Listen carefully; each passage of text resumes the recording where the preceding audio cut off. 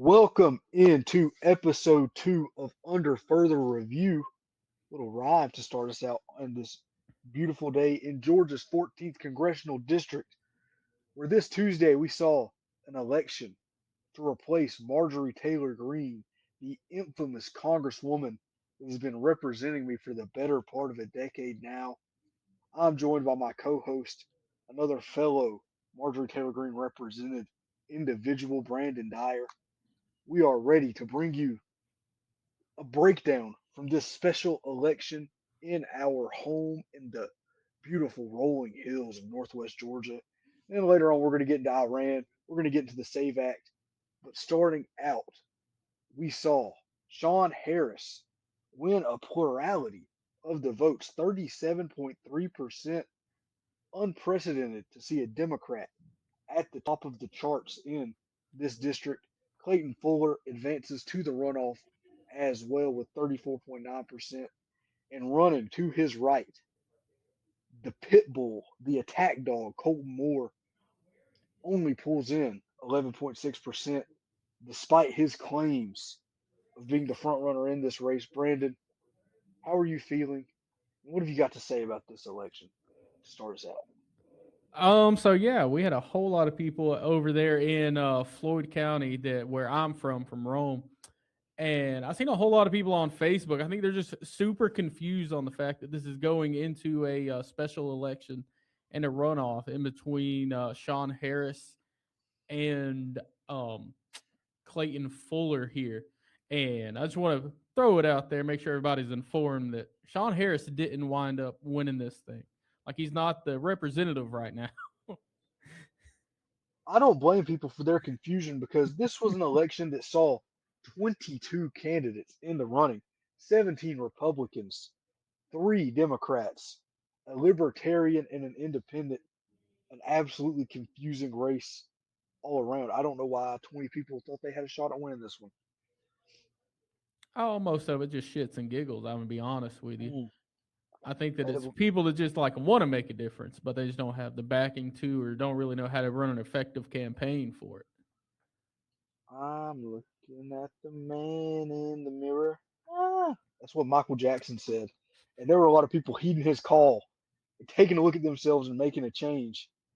Someone who's been accused of taking a look at himself and making a change is the Republican nominee for this district, Clayton Fuller, who the day before the election, or the day of the election, I believe it was, some Colton Moore affiliated groups sent out some text messages. Brandon, can Oh, you ascertain the people? Wait, no, that's not the word. Can you inform the people what these messages were saying about Clayton Fuller? so yeah, it was the day before the election got sent out.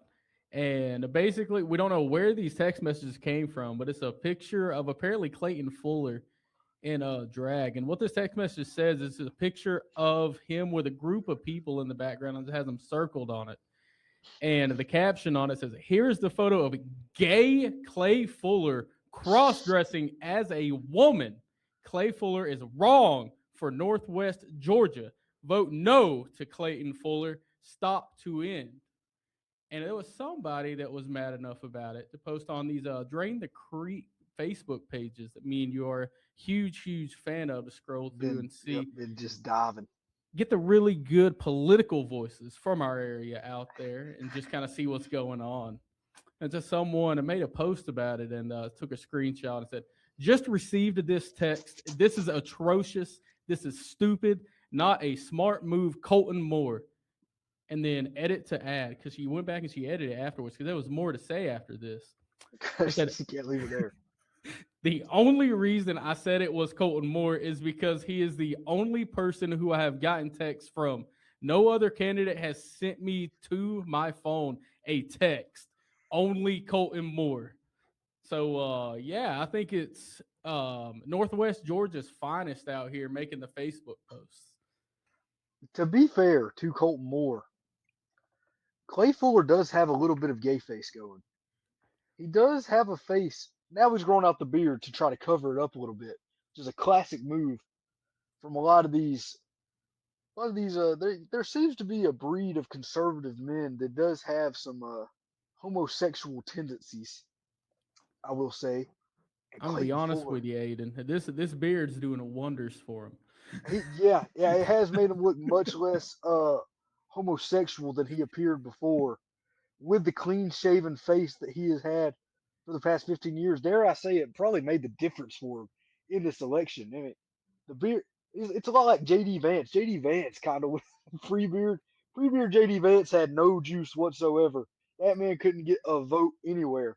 Grows out the beard. Now he's the vice president. Clay Fuller ran for this seat 4 years ago, I believe, and he got like 12% in the primary against Marjorie Taylor Greene. Comes back at it with the beard. Gets the Trump endorsement. See, Aiden, I'm not gonna lie to you. Looking at pictures of this man without a beard, this is a twink alert. Yeah. A lot of uh, he'd be going to DC, and I wouldn't be surprised if there's some tips being shared between Lindsey Graham and him, who we're going to get into later in this episode. This man might be a Lindsey Graham acolyte on how to keep your interactions with members of the same sex on the down low in DC. Allegedly, all this is alleged and completely non-actionable.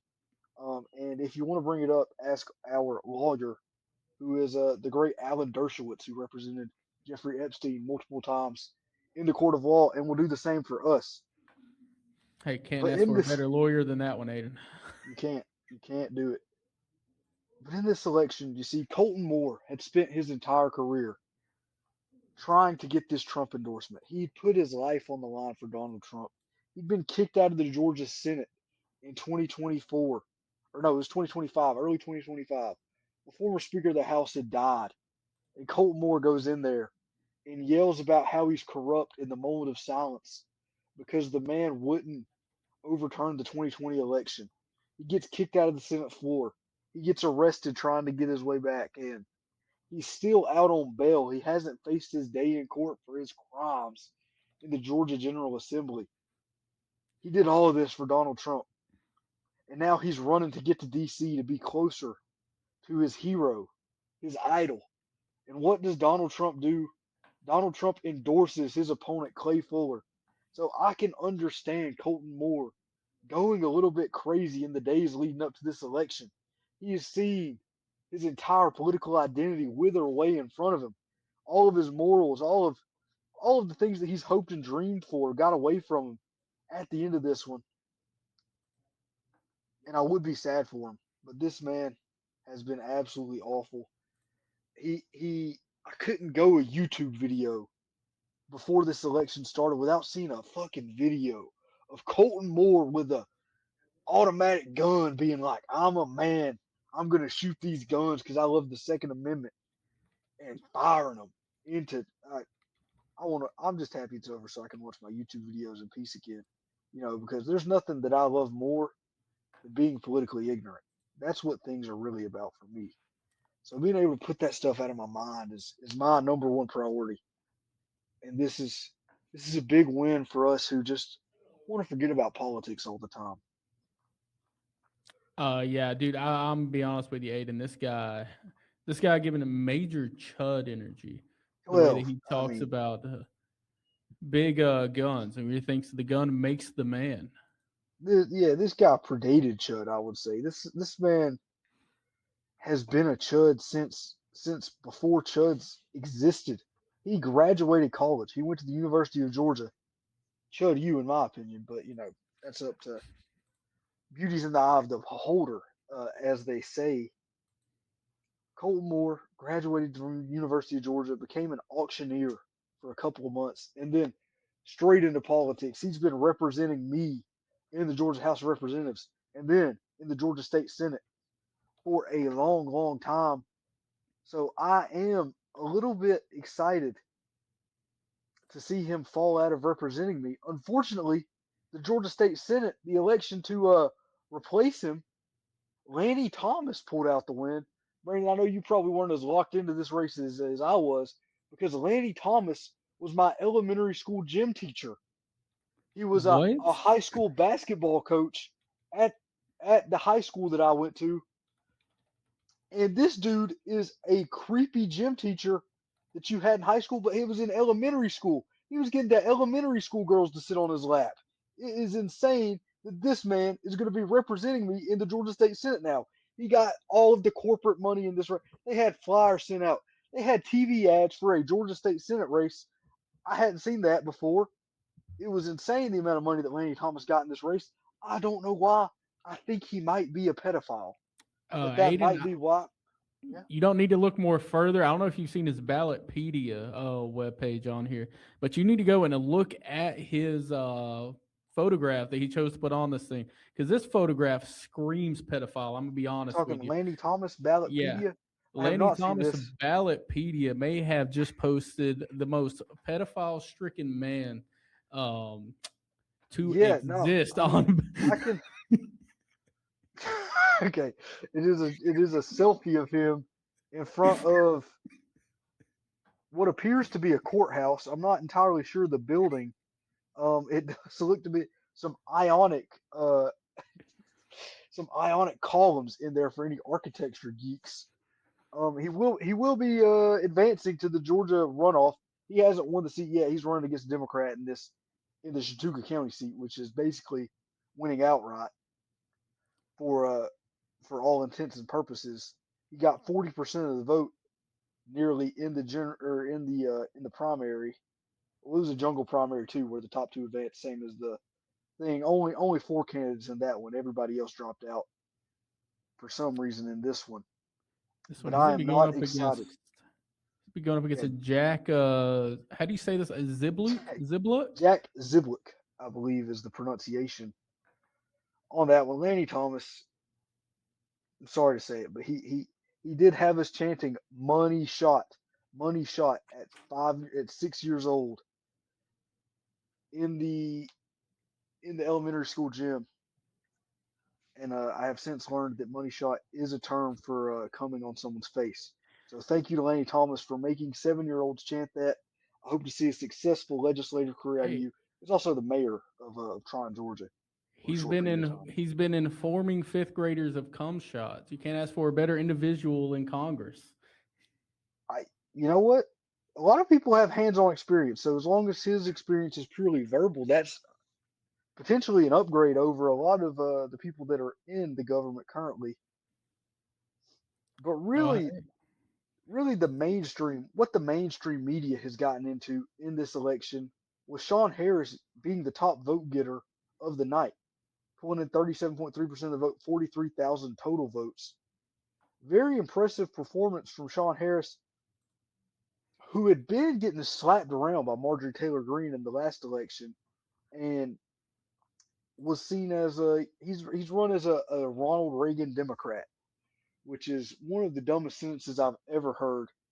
But that's very who true. am I to hate? Maybe he knows it. Maybe he knows a thing or two about elections that I don't.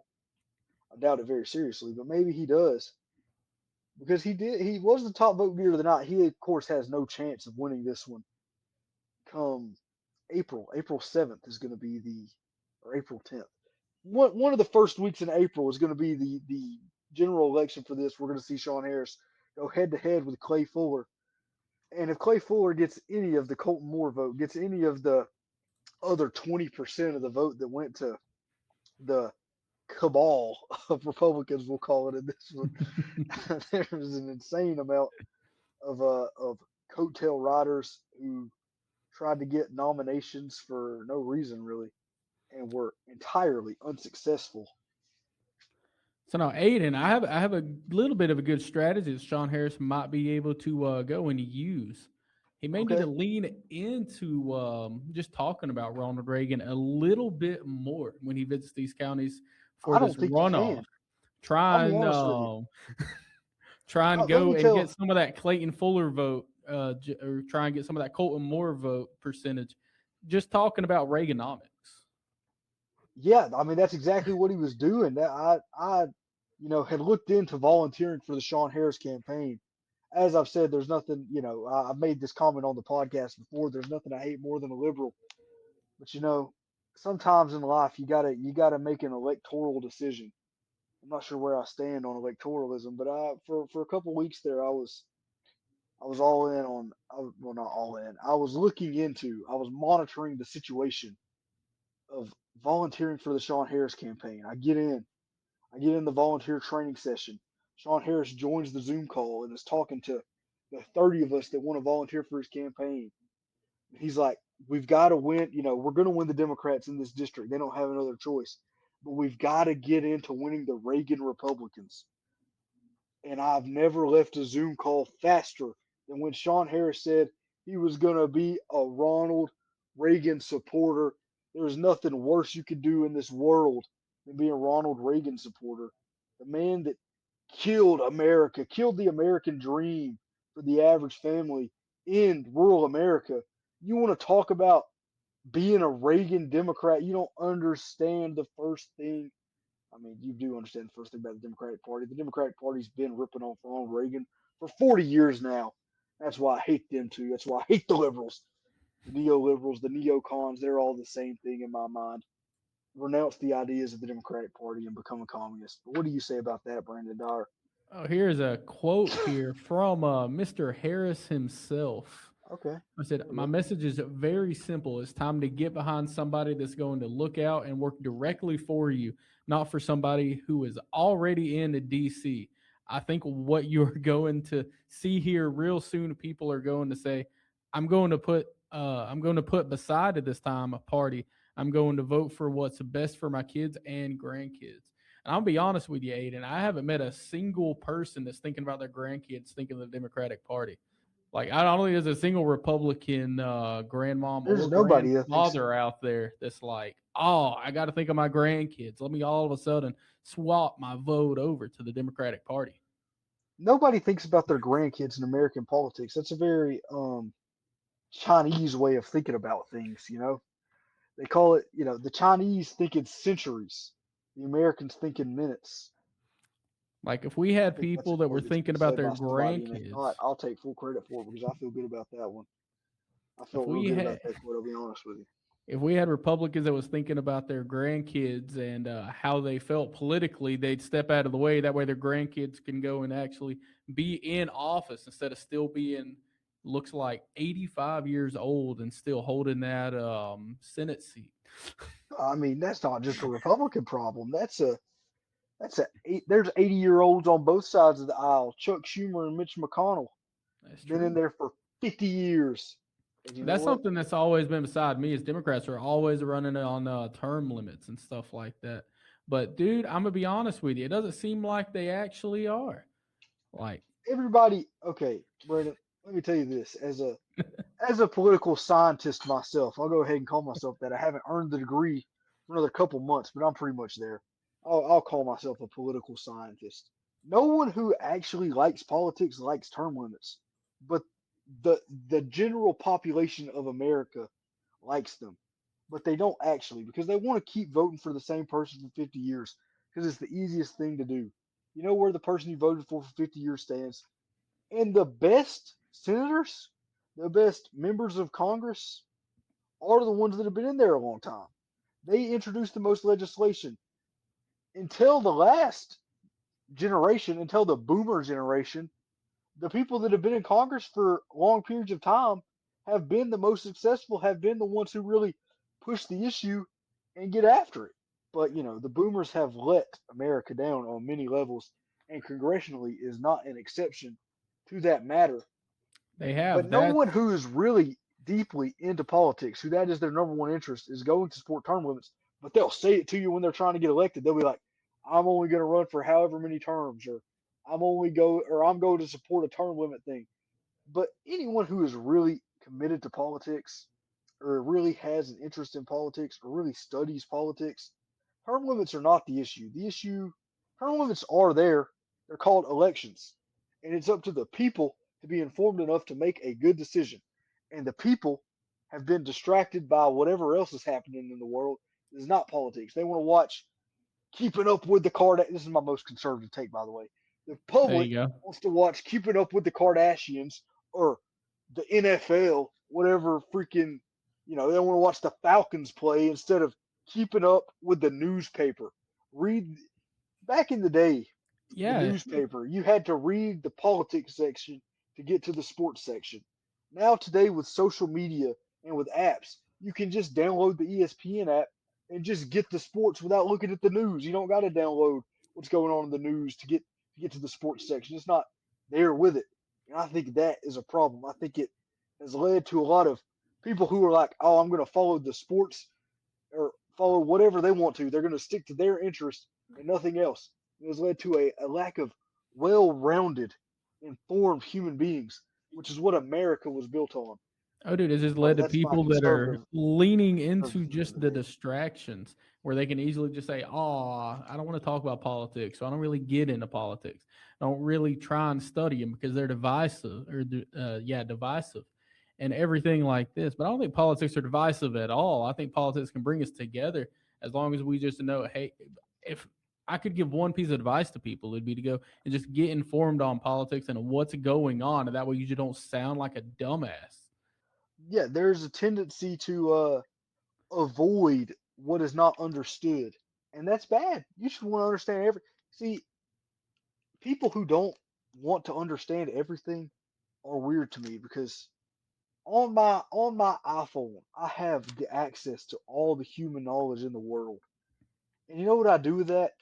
I stay up at night and I read Wikipedia pages for hours on end because I want to know everything about the whole world. And I don't understand why everybody doesn't want to know things. But It's that's just easy. my take on it. I think it's That's just easier to say, you know what? I don't know about that. And I don't want to know about that.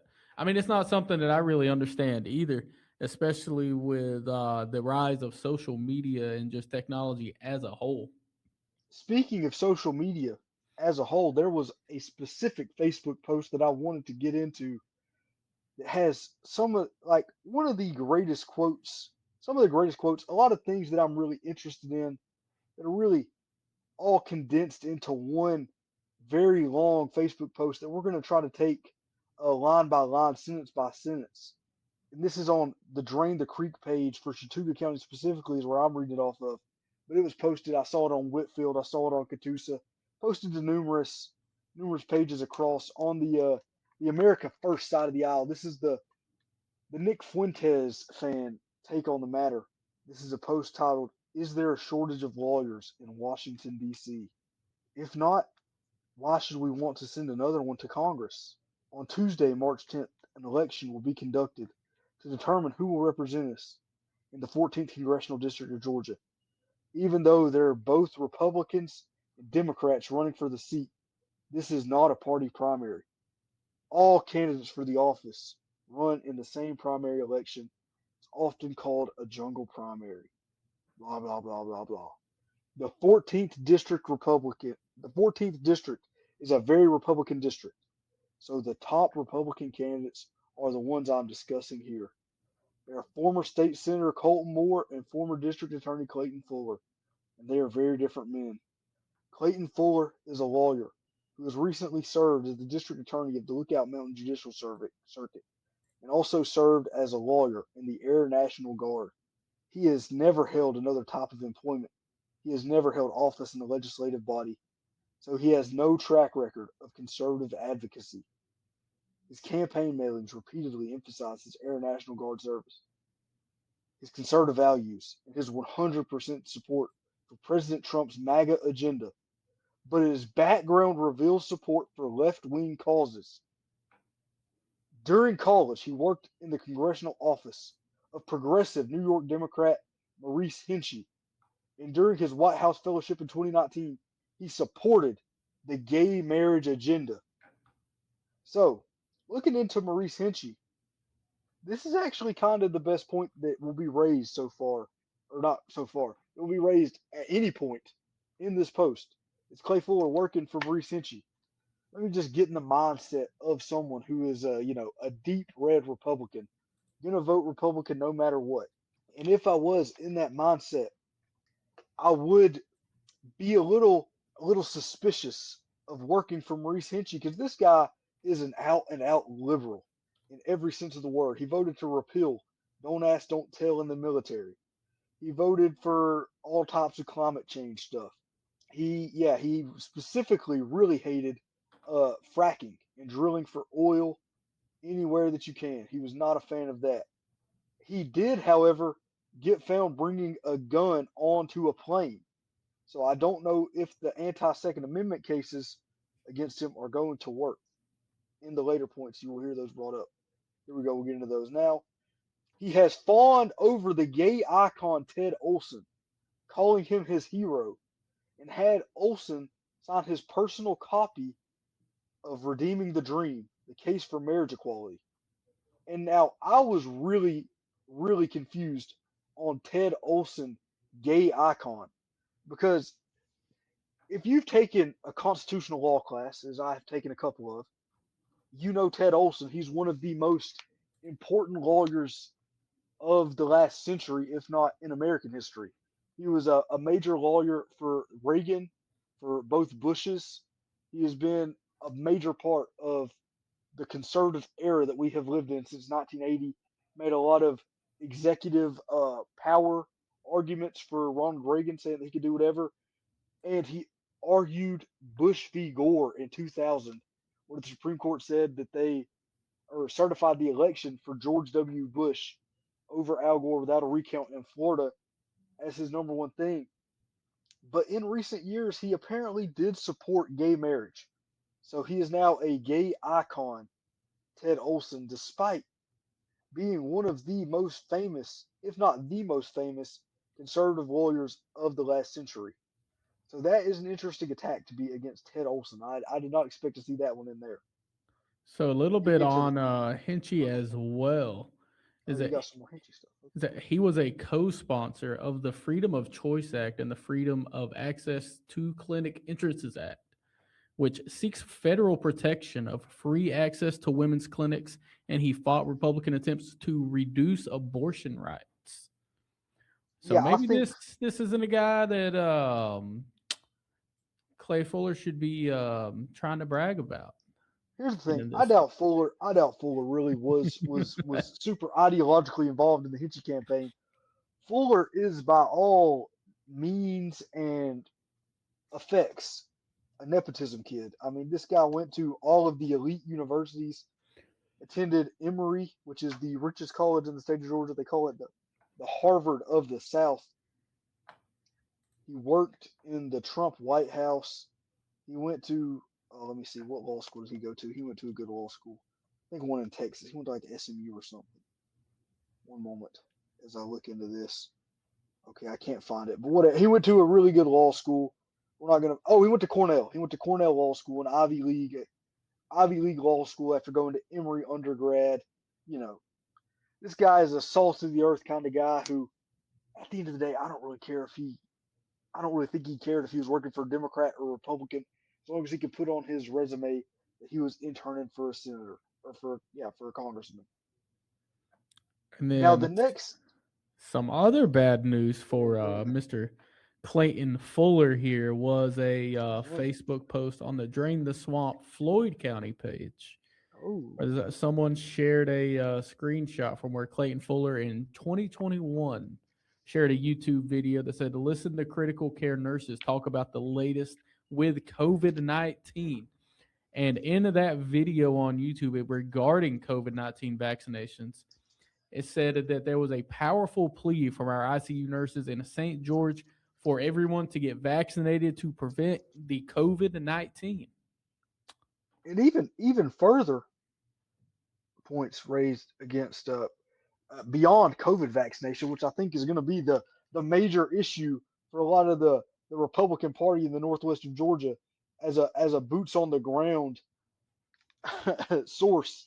I would say that is a pretty major thing for a lot of the Republicans here.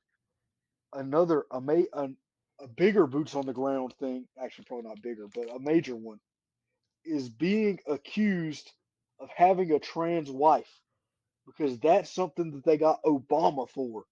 But Clayton Fuller, in a since deleted post on a lot of these Drain the Creek accounts, but they could not stand by their word for some reason on this one.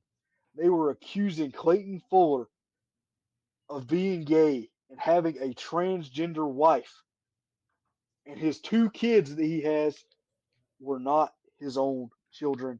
Major accusations that apparently were so unfounded they can't go on the Drain the Creek pages, which I feel like is a pretty low bar to prove to be able to post on there. I don't know why those got removed. They've said a lot of insane things.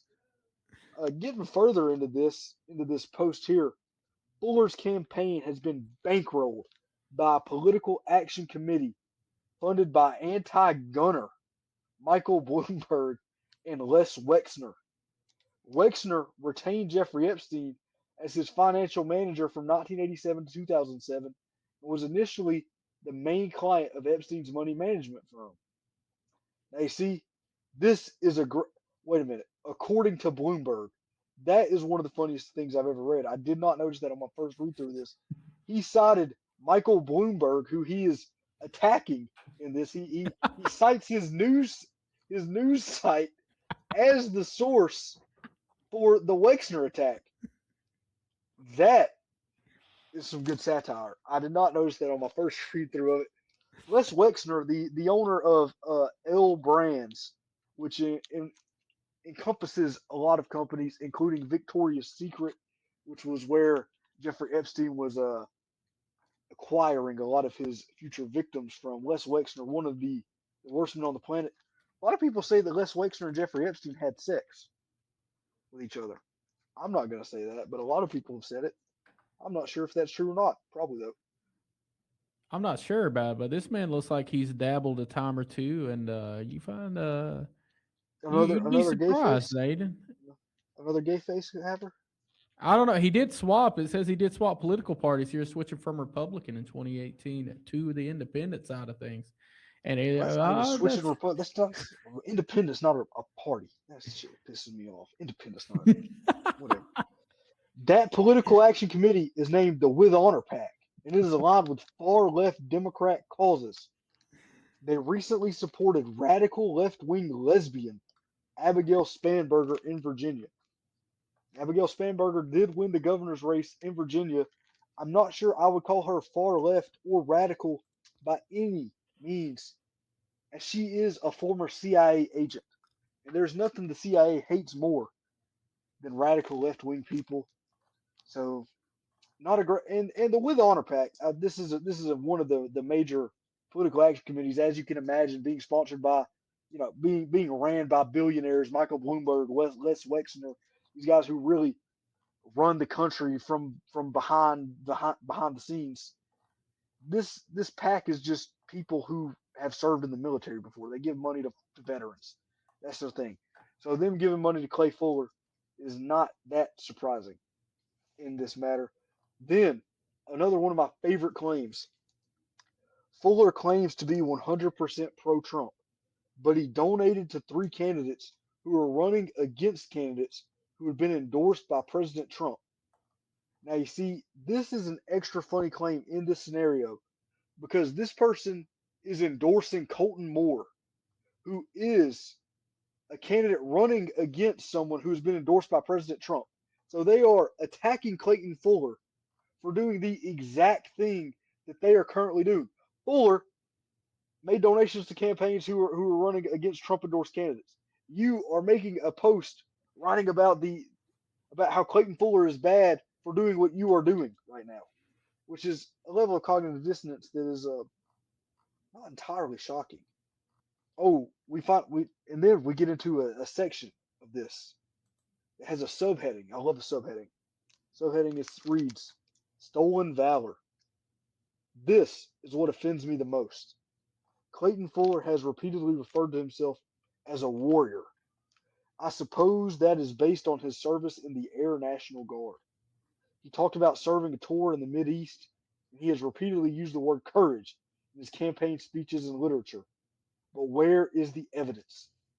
His active duty service was a short stint in the Middle East as a lawyer in the JAG Corps, which is the law offices of the military. Does that qualify him as a warrior? He wasn't a pilot or crewman in combat, not a medic, not a truck driver. He didn't sleep on the ground, didn't eat field rations, but he talks and struts like he is Audie Murphy. I don't know who Audie Murphy is, but shout out to him apparently. He's the ideal soldier to someone out there. I served as a platoon leader an assistant battalion operations officer in the 1st Battalion, 9th Marine Regiment, 3rd Marine Division in Vietnam. We just called it 1-9. We had so many casualties, we became nicknamed the Walking Dead by the other battalions. That's a little bit of a like the Walking Dead in 1960. They were onto something. We probably should have sued them for royalties later on. Whatever. That's an aside that is completely pointless to the story. We slept on the ground and ate sea rations about 75% of the time. We showered once every couple of months. Oh my More than god. more than 3 times that number were wounded in. Oh wait, we where am I at? We suffered 339 men killed during my 12 and a half months with the battalion. More than 3 times that number were wounded in action. We were warriors. Clayton Fuller is not. It takes more than a uniform to make a warrior. Clayton Fuller is a fraud, a pretender. That's the shit I love, man. I love You know, military people arguing about whose life was harder in the military. I served in Vietnam. You can't call yourself a warrior. But this you know guy what? probably was a big JD Vance guy who was writing articles for them. He was writing the blog post for the Marine Corps. I'm sure, not to make any claims, but I'm sure this guy's a big JD Vance guy just based on what I'm reading. What were you saying there, Brandon? Sorry to interrupt you so much. You're all right. You know who I'm gonna believe. I'm gonna believe the guy that's going on the rant here. It's because anybody that's gonna openly say that they only took a shower Shower once every couple. every few months, I think that's might be one of the most honest people that you're gonna meet in your life. I completely agree. Here we go. On July 5th, 2023, at the Station House restaurant in Lafayette, District Attorney Fuller met with election integrity patriots who wanted to present evidence of election fraud to the grand jury. I was there. Fuller was quiet as a cadaver, making no commitment to take any action and offering no suggestion to aid us in our quest. And he never took any action, just like the other rhinos. Now, I love this. Being an election dead ender in 2023 is insane. Saying the 2020 elections was stolen in 20 or saying the 2020 elections was stolen in 2023. Go to a restaurant to meet with the district attorney. What did they expect Clayton Fuller to do as the government lawyer? He literally worked for the Georgia government who said it wasn't stolen. So I don't know exactly what their thoughts. These people don't have the legal. I'm getting into the weeds of how legal system works, and I'm arguing with the dumbest people possible. That's my hand up. I'm just going to move on from that. Dude, these are the On the other hand, finest people of Chattooga County, Aiden. hey, this is Lafayette. He went to Oh, Lafayette. That's finest people of my street. Lafayette County. My bad, Now buddy. Lafayette's not a county. Lafayette's a town in Oh, Walker County. Lock in, dude. oh, You got to know. You got to dude. know Georgia 14th district geography, dude. Come on. Hold on. We're getting to the rebuttal here, which is always my favorite part. On the other hand, Colton Moore was the first to push for a special session in the state Senate to investigate voter fraud in Georgia. Colton Moore was the first state senator to call for defunding and impeaching Fonnie Willis, the district attorney of Fulton County. Colton Moore introduced legislation to eliminate the state income tax. Colton Moore advocates removing all illegal immigrants from the United States. Colton Moore is 100% pro life. Colton Moore is 100% pro gun. And Colton Moore has guts. He has never equivocated or wavered. And you see, that is a beautiful post written on Drain the Creek, Chattooga County. Unfortunately, all of those arguments fell by the wayside as Colton Moore failed to gain more than 12% or more than 11.6% of the votes in this election. A beautiful thing, though, to write. A love letter to a man who is now unsuccessful, who is now without a job. And I don't know what's coming next for Colton Moore. I could call him and ask him. He did release his personal cell phone number on Facebook in the aftermath of the Colton Moore or of the Clay Fuller being gay allegations that were sent, maybe not You by him, guys, but probably by him, and just didn't want to take credit for it. you guys, I'm not gay, but here's my phone number just in case. So issues are not solved here in our 14th district, and they're not solved abroad as well.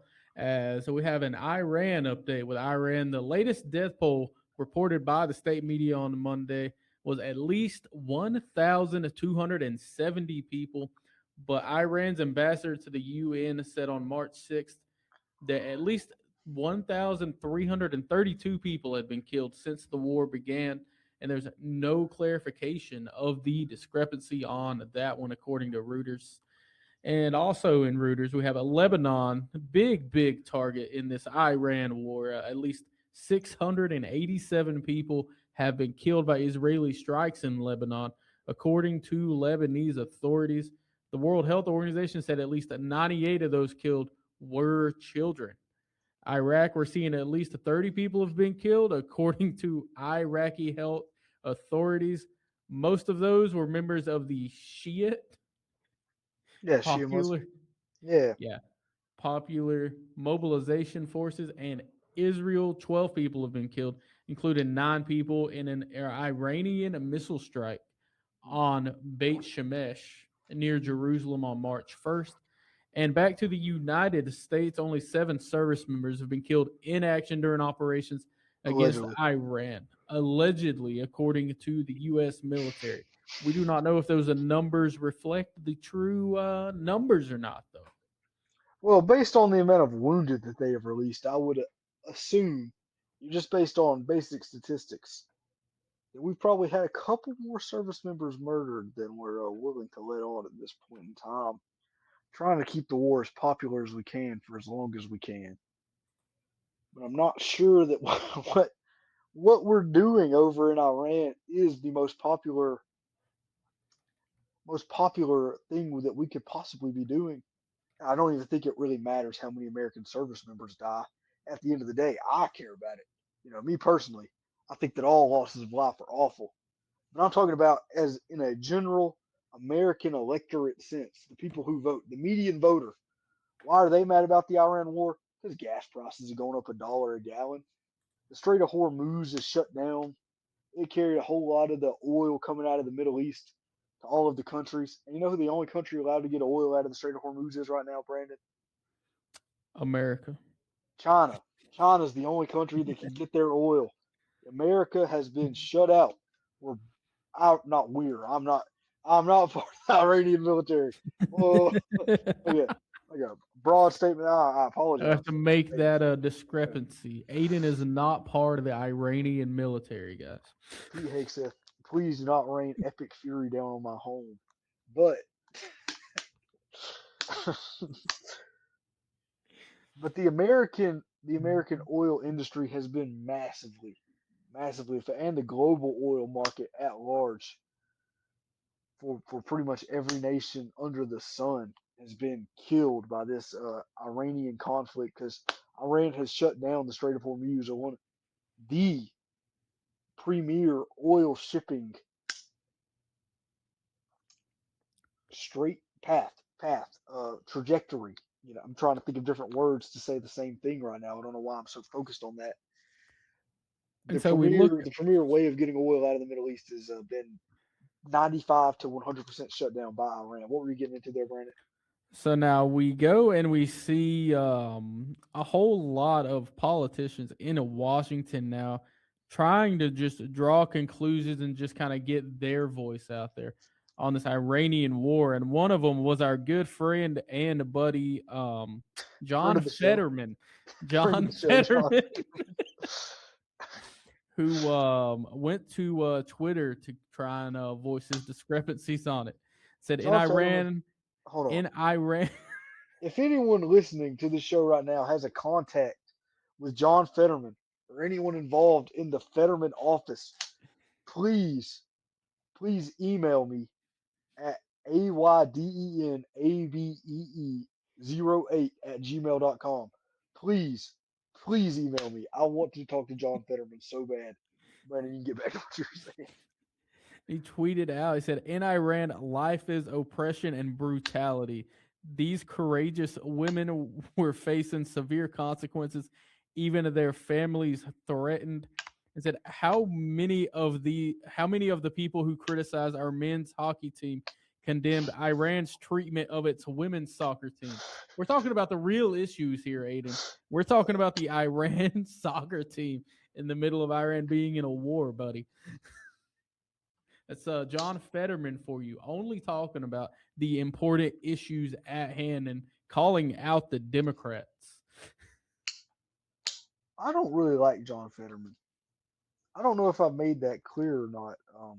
In in my time, my short lifespan on this show, but I'm not a John Fetterman enjoyer, and I'm especially not a John Fetterman enjoyer when he says things like, "How many people who called out the U.S. men's hockey team have an issue with the Iranian women's soccer team?"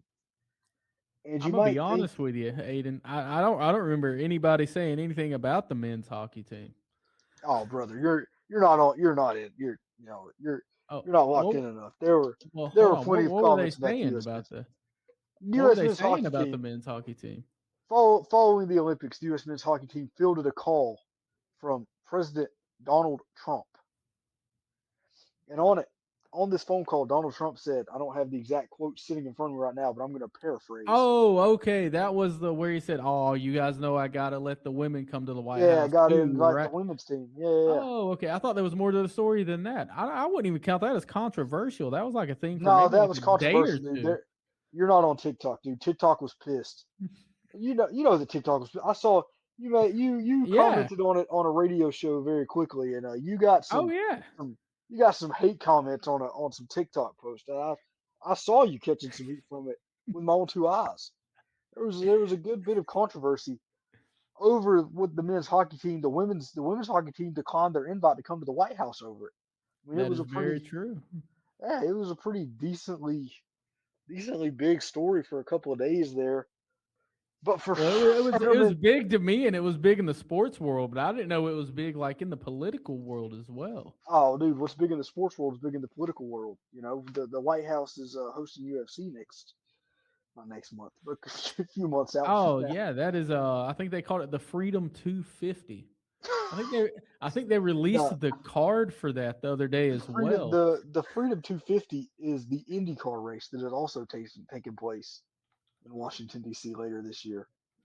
The is the UFC? I don't think the UFC card is going to be called Hold Freedom on, let me just 250. yeah, UFC Freedom 250.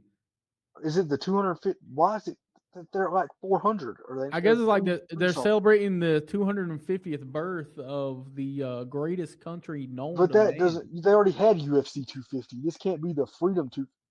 Whatever, dude. You know what? I'm Hold acting on, like Dana White. who did fight on the UFC 250 card? That's a great question. That's something that needs to be answered because there's already been a UFC 250. How are they having the Freedom 250 now? The 250 UFC 250 was probably like 5 years ago by now. Ugh. But back to what I was saying. What was I saying? Oh, about the hockey team Yeah. and about John Fetterman trying to bring Oh, up, I just get found in. out. Yeah. The What was UFC the UFC 250 250? took place June 6, 2020 in I was right. Las Right there then. Vegas. The main fight in this one, Amanda Nunes defending her featherweight title against Felicia Spencer. Oh, I There's remember that also like it was yesterday. Sean O'Malley on the card There you for go. that. Sugar But Sean. anyway, what was you saying, Aiden? Sorry. Who did Sean O'Malley fight? I want to hear about that. Oh, wait a minute. Give Hold us up. Let me give pull us it a up. card rundown for UFC 250 if you Card rundown here for it can. Hear was that. okay. So the main card here was Sean O'Malley defeating Eddie Wineland by KO. Go. Neil Magny defeating Anthony Rocco Martin by decision on it. 30-27, 30-27, 29-28. Aljamain Sterling defeats Corey Sandhagen by submission. Oh, that Corey was a pretty big fight. I think. I'm pretty sure that was a pretty big fight. Cody Garbrandt Yep, defeats Cody Garbrandt. Rafael Asunso. Asunso. I'm gonna say that's his name There you go. by a KO punch. But the big one in this one was the time stamp on this one was 459. So okay, it was in the second round. So right there, 1 second left in the second round is Cody buzzer beater knockout. Garbrandt with the Cody buzzer Garbrandt gets beater ran. KO death punch against Rafael Asuncio. And Hell yeah. then your main event of the evening was Amanda Nunes defeating Felicia Spencer by decision, a unanimous 50-44, 50-44, 50-45 Damn, in that one. So yeah, that's such UFC an epic fight. 250, the sequel coming up in I think it's a June Freedom, 6th again. Freedom 250. You know what? You see, that shit pisses me. Whatever. I'm not even gonna get into that. Shout out Dana White. We're of course big Dana White fans here. Dana White and John Fetterman, two bald men who were going to do the dumbest shit imaginable at every turn, every possible outcome. Wait, not every possible. I'm losing my words right now with how pissed off I am. You know, I'm going to be honest with you, Ayden. I thought that Seth Rogen and Dana White were the same person for probably 10 years. I don't. You mean Joe Rogan? Or yeah, Joe Rogan. My bad. Yeah. I don't see how you can get there. All right. Yeah, Joe Rogan and Yeah, Dana White. I Joe can see the Rogan and Dana confusion. White. That makes more sense. I'm a bit confused there. Yeah, bald dudes who do UFC stuff. I can see the confusion there. I thought John Fetterman, and I can't come up with anybody off the top of my head that I thought John Fetterman was. John Fetterman is a pretty unique individual, a six Oh foot yeah. eight ogre looking man who wears hoodies to Congress, To the except for when Senate Benjamin floor. Netanyahu was there. I don't know if you're aware of this, Braden. The only time that John Fetterman has worn a suit and tie to the U.S. Congress was when Benjamin Netanyahu gave a speech. Well, yeah, he's got Because to bring out his best for the best people in the world. bring out the best for Bibi. That's what I've always said, and that's what John Fetterman did when Netanyahu came through, and he showed his allegiance to Benjamin Netanyahu with these comments. He's bringing out, oh man, the Iranian women's soccer team doesn't have rights, so we have to kill school children. How many kids did we kill at that school in Iran, Brandon? It was, I think I had the number sitting over here. I want to say it was 175 Iranian school children killed in a strike. But yeah, It's pretty for bad. the Iran women's soccer team, man, we've got to go and bomb some kids for them. Yeah, I'm sure John Fetterman's really locked in on the Iranian women's soccer team and what rights that they have. Be sure to what Donald Trump today actually spoke out against Iran appearing at the World Cup, which I feel like is an interesting thing for Donald Trump to do as the recipient of the FIFA Peace Prize last year, for the recipient of the FIFA Peace Prize to come out and say, "Hey, there's a country that can't come to the World Cup because I'm bombing them right now." That seems a little bit like they might have given the FIFA Peace Prize to the wrong person. And there Oh might yeah, not be a second FIFA Peace Prize, if I had to this guess. this is him contradicting himself because I know he never does that, and it's very What? rare that Donald Trump contradicts himself, especially in the second half of this sentence here on this quote. So the Iran national soccer team is welcome to the World Cup, but I really don't believe it is appropriate that they be there for their own life and safety. That is a great quote. You know what, man? Sometimes Donald Trump really does still have it. And as much as I hate him, and as much as not to not to hand it to Hitler, you never want to hand it to Hitler. But sometimes Donald Trump makes a funny statement, and I got to sit there and laugh at it for a second, even though it is evil in the grand scheme of things, much like John Fetterman himself. Brandon, what are some other things that some influential Congress people have to say about what's going on in Iran today? Well, it was John Kennedy, one of my favorite congressmen. All right. I see a John Not, Kennedy book every day. All right. I work at the Walmart. All right. And I walk through the book section every day. And I see not. a John Kennedy book that is titled, what is it titled? Oh, how to cure stupid and why Washington won't ever do it. Dude, I that's an believe is awesome name for a accountable. book. I wish it was coming from somebody with common sense, but that's an Dude, awesome name here's the for a thing. book. Here's the thing. John Kennedy. John Kennedy likes to act like he's stupid, like he doesn't know what's going on. John Kennedy is a Rhodes Scholar. He went to Oxford University. He has a degree in economics from Oxford University. This is by all means a very intelligent person who wants to act dumb for the cameras. But you know what? I kind of do understand. I kind of do the same thing. I was But about to you know say what? he's catering to the poor white community. That's a good thing Well, for the Republican base to do. yeah, and he is shout out good for John Kennedy, It, man. He it was wants to him talk about saying that getting we into it. made a terrible mistake going and striking at that school over there in Iran that killed 175 kids. You know what? I'm inclined to agree. I don't have much else to say about that one other than we probably did make a mistake on that. It was pretty bad. Um, Hand up if they ever have me speak in front of the UN or any other international body. I'll be like, hey guys, that was our bad. Then we have one of the good friends of the show, James Tallarico. Another one? Oh, James Talrico. I've never I have talked to met him. so many Hindus, Buddhists, Sikh, Jews, Muslims, atheists, agnostics who are more Christ like than some of the Christians I served with in the Texas legislature. It is about how you treat other people. So Tallarico here with a controversial stance here when it comes to religion, apparently. I like, James Talrico is he takes positions on religion that I really enjoy. I think he's probably a fellow hater of Paul, if I had to guess. This is a man who does not like the submissive to authority, do what the government says. God is, or not God. The Bible is some infallible guide to how you are supposed to live, even though the Bible contradicts itself. And like this is a guy who's done theological studies. He's training to be a minister, I believe, still to this day. I think James. I'm going to say it. It might be, you might really want to train to be a seminarian, to be a man of the clergy.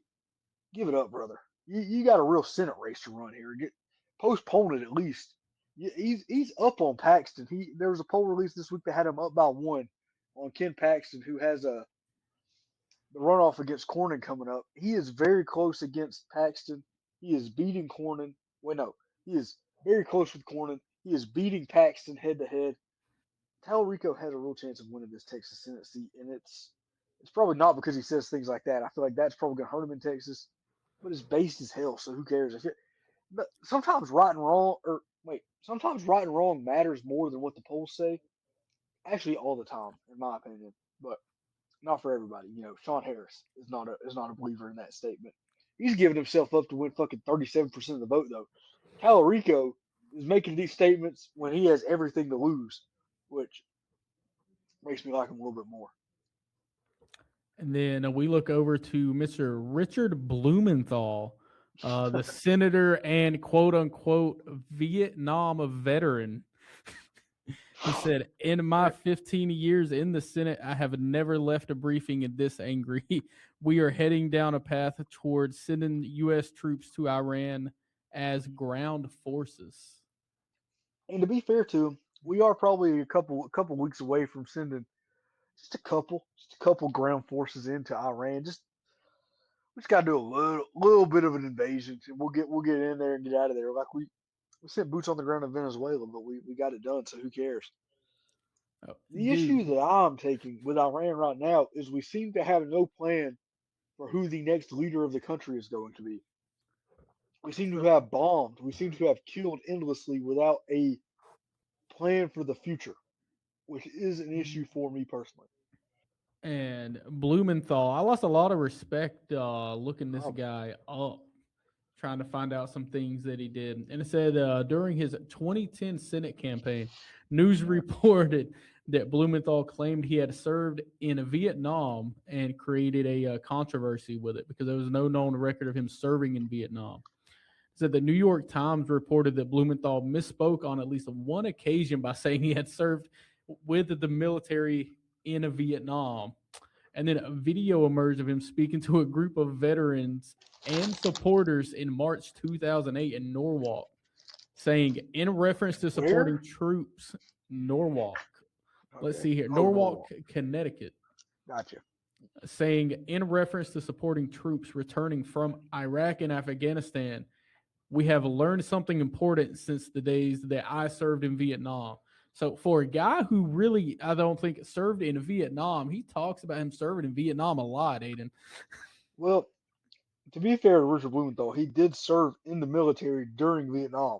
And while he did not go to Okay. Vietnam himself, I can see the claim that he is trying to make. The embellishment on his record.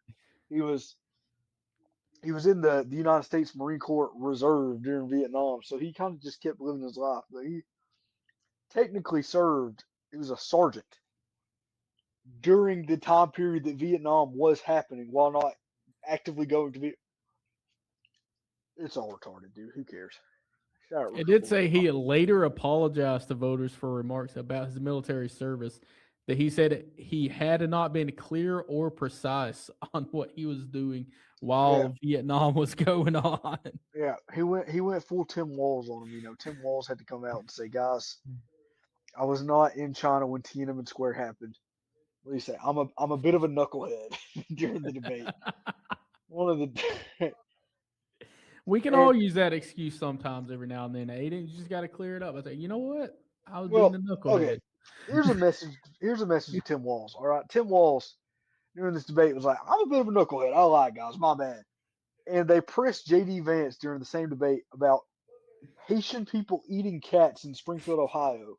He was like, guys, you said you weren't going to fact check.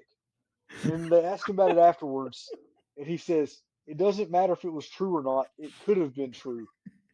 And you want to make an apology for being a bit of a knucklehead because you were like, well, I was in China a couple of months before Tiananmen Square, but not there during it.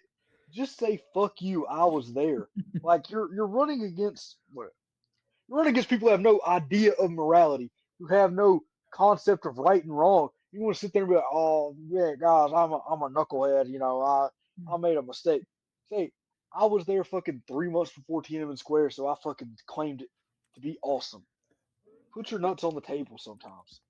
That's my advice to liberals. And we have one more quote here, Aiden. Okay. This is by a fellow good friend of the show. We've already mentioned him, Mr. John Fetterman again. He said, I'm Fetterman? very much aware that I'm the only Democrat in the Senate supporting this operation, talking about Iran. And I'm going to continue to do that. Every Democrat says Iran can never be allowed to get a nuclear weapon. Said now that Trump has made that virtually impossible, why are we only criticizing it? I'm not entirely true that what John Fetterman. What the fuck is he talking? Dude, it's kind of okay. I was gonna say that he wasn't telling the truth when he said he was the only Democrat supporting the measure, because there's probably some other Democrats in the Senate that are gonna be that love bombing. Like there's plenty of foreign policy hawks in the Senate on the Democratic side of the aisle. Just as much. There's no Lindsey Graham, but I mean, you can't sit there and tell me that fucking Chuck Schumer is not loving bombing Iran. Chuck Schumer fucking loves that shit, even if he's too scared to say it publicly right now. But at the end of that quote, where he says we can't let Iran have a nuclear weapon, that's the shit where you know he's just talking out of his ass. He's not locked into anything that's actually happening in the world we live in. He's like, oh, guys, they said Iran had weapons of mass destruction. So I believe that it's the same justification we got for the Iraq war. And I didn't think there was anyone stupid enough in the entirety of America to fall for it, much less in the U.S. Senate to fall for it. But if anyone's going to, it is the stroked out, the dumbest man in the Senate, Mr. John Fetterman himself. I don't know if I'll give him the dumbest man in the Senate. There's Mark Wayne Mullen is still technically in the Senate for the time being, and he might have him beat. but Fetterman, Hey, it's a great John Kennedy quote. Another person we brought in, because we brought him in this segment. You're not the dumbest person in the world, but you better hope the dumbest person in the world doesn't die. That's kind of what John Fetterman is having happen right now in the U.S. Senate. The dude, dumbest person true. in the world is dying. Is on their way out. Fetterman might take take the mantle himself. To be fair, Mark Wayne Mullins. If there's anybody that's going to be the dumbest person in the Senate, I think it's got to be Mark Wayne Mullins, and it's because he has so much weight when it comes to, you know what, you got a problem with what I'm saying, I'm just going to beat your ass on the Senate floor. I wish he would. That would be awesome. I Because wish we who was went back to when senators would fight. That was so. Charles Sumner getting the shit beat out of him on the Senate floor, and then that being like a thing for him to double down and just keep fucking fighting. That was awesome. He just keep. We need to get back to where senators had to fight for the like. Imagine if a fucking pro-Israel senator had to come out there and get the fuck beat out of him by some. Like when Graham Plattner gets in the Senate, he's running for Maine. We talked about him last week. Graham Plattner, I feel like, can put the beat down on some people when he gets in the Senate, and I hope he does. I'm looking forward to him being in the Senate for non-violent purposes, but I hope that he does make some people put their money where their mouth is, where they're like, I'm willing to fight and die for the nation of Israel. Beat them within an inch of their life, then. All right, let's maybe not say that. That might be actionable. because That's who that's was clearly that's clearly parody, and not actionable in the court of law. that was it was a Sean O'Brien that he threatened to fight on the Senate floor in that exchange. When was that? Was like what, 2 years ago, 1 year ago? I remember seeing clips of it and just Yeah, thinking well, this is he was threatening to fight somebody, but I don't. Mark Wayne Mullen's not really about that action. If I had to guess. If I had to guess, he's probably about that gun. Mark Wayne Mullen's the guy who's going to pull out the gun on you before he throws a hand. Did you see the picture of him hiding on January 6th Oh well, yeah, behind that's one a of the nasty picture. podiums? Yeah, getting and hey, I'm not one to make fun of somebody for that because January 6th Yeah. was a very dangerous moment for those senators. Now, if only he would have, maybe voted for the impeachment of the president who incited the violence on him. Not a lot of nuts on Mark Wayne. That's all I've got to say on Iran. If you want to go ahead and Yeah. move into We can. a piece of legislation that Congress is actually going to look at this time, and not just talking about what the president does and being like, "Oh man, this is so sad," or "Oh man, this is so cool." Something that Congress can actually look at themselves with the Save Act. Brandon, let me know what's going on with that.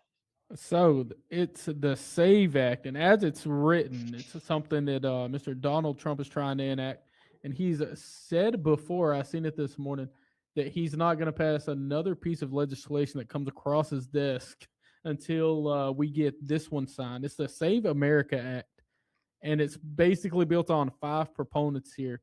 And it's the first one is all voters must show voter ID.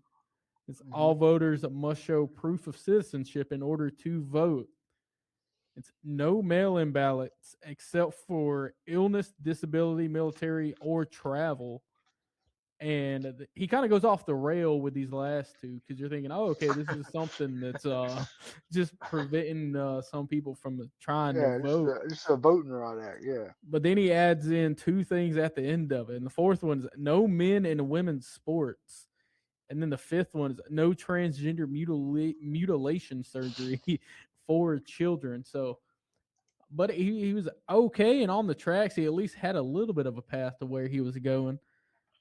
But then Buddy took a right turn into the woods on the train tracks and just kind of took it off the rails. To quote the great Donald Trump, many such cases, sad! Exclamation point. But yeah, this act, I'm going to be honest with you. This thing is DOA in the U.S. Senate. There is no senator that is touching this thing with a 10-foot pole. Beyond like that, there's 30 senators that will. There's 30. I don't know why I said nobody. There's the Hitler Third. The Yeah. Hitler Third is well represented in the U.S. Senate. That's where the Hitler Third is at its strongest potentially. But nobody like that to get this passed. They're not going to get 60 votes, which is what you need in the Senate. You need 60 votes to pass an act in the Senate. They're not going to get 8 Democrats to flip on this thing. Like that. That's not. There's not a chance that anyone from the Democratic caucus, except for maybe Fetterman. Fetterman really might be able to be convinced on it. But There's that's the only nobody person. that knows where Fetterman is going other than I'm gonna be honest with you. I don't even know where Fetterman know where he got. He may flip a coin just to like toy with any kind of Well, argument. the stroke really cooked him last year. He had a stroke last year, and he was already kind of fucked up before then, but the stroke I think really, really messed with his brain, and he's kind of completely, entirely fucked these days on what's going on with him. But this, we're talking about it. It's been as a point of hot contention. Trump wants to push it through, but there's no real way of doing it without killing the filibuster. So without making it 51 votes to pass something in the Senate instead of 60, and there's no like Mitch McConnell's not going to go for that. John Toon, the Republican majority leader in the Senate, is not going to go for that. Tom Tillis is not going to go for that. Like Lisa Murkowski, Susan Collins might go for it because she's always going to say, "I'm not going for it," but then she will at the last second.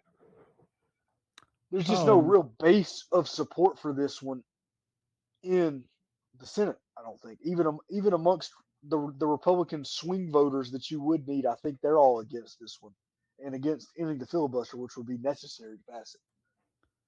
well, now this one here, there's also something that's added in here when I'm looking through it. It says, additionally, states must remove non citizens from their official list of eligible voters. Aiden, is that a thing?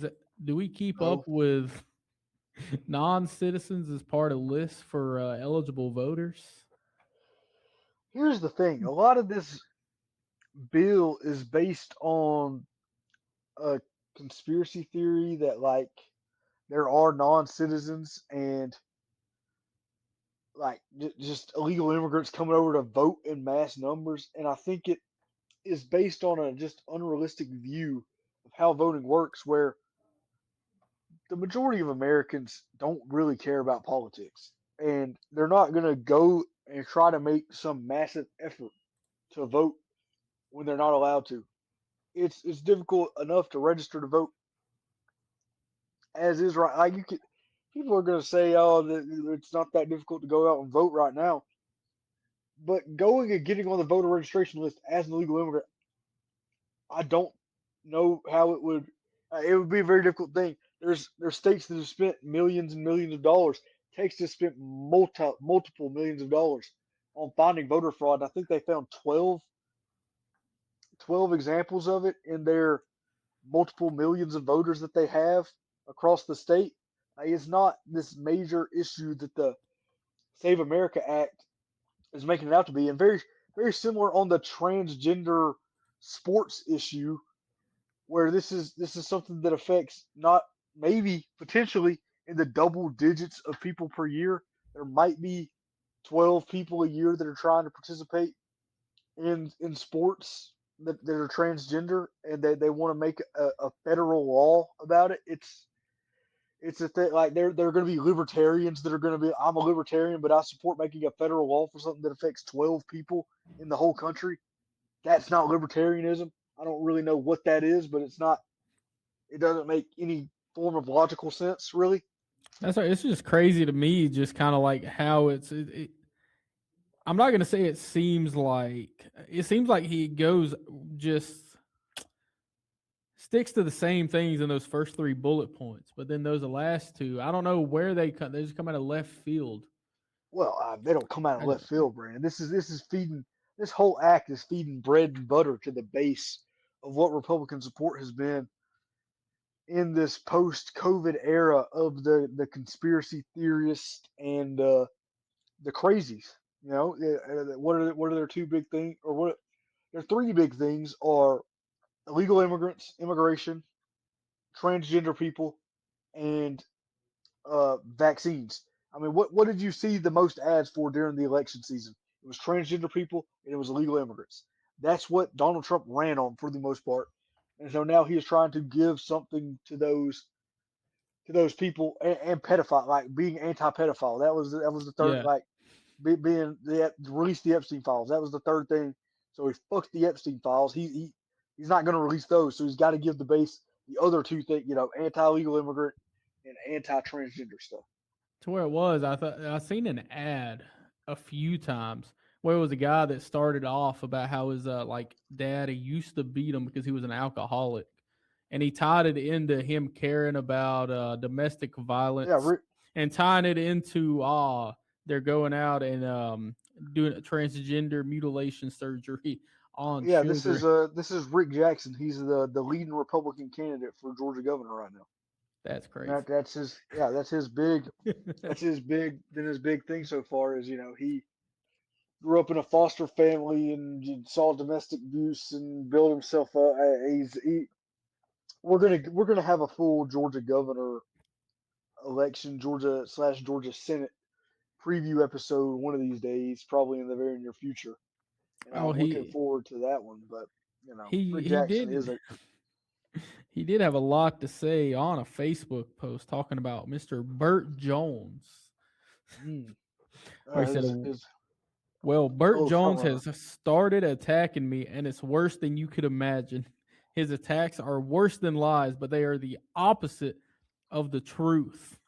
Mm, Buckle up. I want you to hear this straight from me as Burt Jones has started the negativity in this race. When I decided to do this, I knew I'd face attacks. That's part of the process. What I didn't expect was how far into the gutter these career politicians would go. They have no respect for the people they represent. They think you're stupid." Burt said, "I built a business serving Planned Parenthood, quote unquote, and helping doctors perform gender transition surgeries, yep. quote unquote." He said, "That is a lie," in all caps on that one. He said, "Let me be Mm. clear. We are not and would not Let me be clear. be Obama. part of that. We have placed millions of nurses in hospitals across the country." Burt's minions found a post on an unmonitored job board, and they're trying to convince you my entire business was built on it. This would be like if I ran an ad that said Burt Jones made his fortune off of Planned Parenthood because some Planned Parenthood employees bought gas at his dad's gas station. He said, "That's a BS, but something Burt would probably do if he were in my shoes right now." And he said, "I'm suing Burt Jones to see if he'll stand by the lies he's spewing. He'll probably drag it out until after Election Day, recant and settle. That's wrong, but that's what politicians do." Burt's little mafia of insiders and elitists are being put on notice. "I will do whatever it takes to defend my name if the lies continue." Yeah, I mean it's a Republican primary where they're going to attack each other on whoever can construe the other one as the most leftist. It's not really a real thing. I don't think either of them believe that either of them support transgender people or are pro-abortion. They're just talking. They're just talking. And they're going to keep talking till election day comes. We're going to get really deep into the story behind both of these men. Both of them are running on eliminating the income tax. One of my least favorite opinions one person can hold. One of the peak ways that a person can lose my vote, and they both run on it. So they've lost my dad, the 3-time Trump voter, the most Republican person in the world, has been talking to me about voting Democrat in this election because he does not believe in completely eliminating the income tax. So that is Ah, that I mean that's where the Georgia Republican Party is at these days. That's where a lot of these Southern Republican parties are at due to the MAGA movement.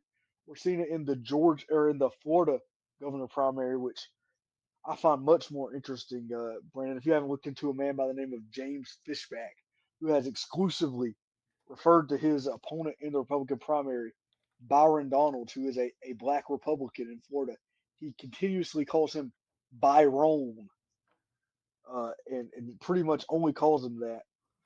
dude, this is the most democratic looking guy at surface I've ever seen in my entire lifetime. Are you sure this Who's guy isn't that? just playing like dress up? James James Fishback? Fishback. James Bro, Fishback's a Nazi, man. this guy screams a Democrat when I first look at him at first glance. Now this dude, He kind of looks like Nick Kroll, like an off version of Nick Kroll. I don't know if you know who I do what know who Nick Nick Kroll looks Kroll is. like. Yeah, of course. Of course, I know Nick Kroll. He does resemble Nick Kroll, but he has the politics of Nick Fuentes and has cozied up to him continuously throughout this race. That's really been where he's going to run, and I think the Georgia primary will be a little bit of that. And I can't wait for the Republican primary in 2028, where we're going to see who, like the America First crowd, get their first real electoral national attention. I think Tucker Carlson might end up being their candidate. Watch that space. I can't wait to see what Nick Fuentes does in his role as a national political person. It's gonna be so interesting to see. But I reckon that's all that we've got for you for this episode. We hit on all of our topics we set out to at the start of this one. Look out next week. I think we're gonna get into our first time getting into what this podcast was intended to be when I first dreamt it up, laying awake at night, a combination of politics and sports for the people who are like, oh, I just like watching sports, but I don't want to think about politics. We're gonna get out of the election stuff for a Boo. minute, and we're gonna get into a deep dive on the man who owns the New York Giants, Mr. Steve Tisch, and the entirety of the Tisch family. Get into a brief history of the New York Giants franchise as a whole. It'll be a great episode. I'm looking tremendously forward to it. Be sure to join us next time. Brandon, you got anything to say before I sign us out completely? Don't let them silence us, y'all. That's exactly right. Don't let them silence us. Don't let them silence you. And until next time, this has been the Under Further Review podcast. We will see you next time. Goodbye, good night, and bang.